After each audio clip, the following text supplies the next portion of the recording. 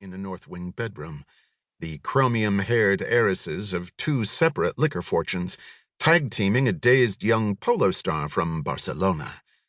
Wordlessly, the searchers turned away and moved on. There was no trace of Kiki Pew in the building. The McMarmots proposed interviewing the bartender, but he was already gone. Robinson always endeavored to get off the island before midnight, unless he could hitch a ride with a white friend.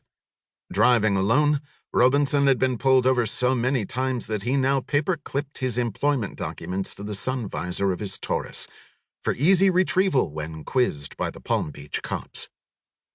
The Fitzsimmons search party moved outdoors and boarded golf carts to scour the walled 10-acre estate. Because the area around the koi pond was faintly lit, no one spotted Kiki Pew's purse on the bank. After a fruitless hour spent calling her name, the McMarmots extended a theory that she must have drunk too much, forgot about her waiting driver from the car service, walked the quarter-mile home, and passed out. Kiki Pew's other companions embraced this scenario, for it also would explain why she wasn't answering her phone. Nobody notified the authorities until the next morning, after Kiki Pew's housekeeper found her bed untouched, the cats unfed. Meanwhile, at Lippitt House, the supervisor of the grounds crew was instructing his workers to mow carefully around the small purse, martini glass, and the tiny broken pill on the grass. The chief caretaker of the estate met the police at the gate and escorted them to the scene. It appeared to the officers that Mrs. Fitzsimmons had consumed half the tablet and either decided to have a swim or accidentally toppled into the pond. "Can you drag it ASAP?" the caretaker said. "We've got another event tonight." The officers explained that the body of water was too small and inaccessible for a full-on dragging operation, which required motorboats. Shore divers were summoned instead. Groping through the brown muck and fish waste, they recovered numerous algae-covered champagne bottles, the rusty keys to a 1967 Coupe de Ville, and a single size 5 Louis Vuitton cross pump, which the McMarmots somberly identified as the property of their missing friend. Yet the corpse of Kiki Pew Fitzsimmons wasn't found, which perplexed the police due to the confined location. The sergeant on scene asked Mauricio, the supervisor of the Lippitt House groundskeepers, to continue watching the pond for a floater.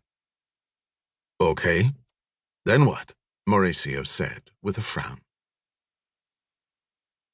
Catherine Sparling Pew began wintering in Palm Beach as a teenager. She was the eldest granddaughter of Dallas Austin Pew of the Aerosol Pews, who owned a 4-acre spread on the island's north end. It was there, at a sun-drenched party benefiting squamous cell research, that Catherine met her first husband. His name was Huff Cornbright, of the Antifreeze and Real Estate Cornbrights, and he proposed on their third date. They were married on Gibson Beach at Sagaponack, Long Island, where the Pew family convened every summer with tenuously managed rancor. The New York Times chronicled the Cornbright-Pew wedding with 6 colorless paragraphs and a scrapbook-worthy photograph of the joyful couple. Catherine used the occasion to unveil her chipper new nickname, a custom among post-debutante women of a certain upbringing.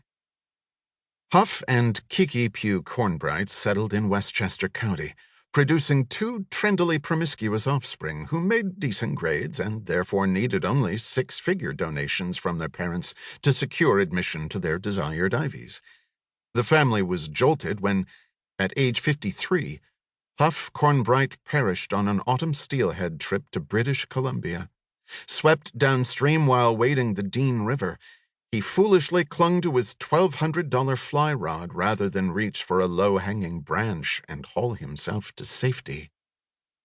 Kiki Pew unloaded the Westchester house, but kept the places she and Huff had renovated in Cape Cod and Palm Beach.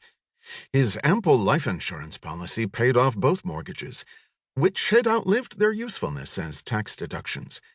Meanwhile, the Cornbrights' now-grown sons had found suitable East Coast spouses to help liquefy their trust funds, freeing Kiki Pew to spread her wings without feeling the constant eye of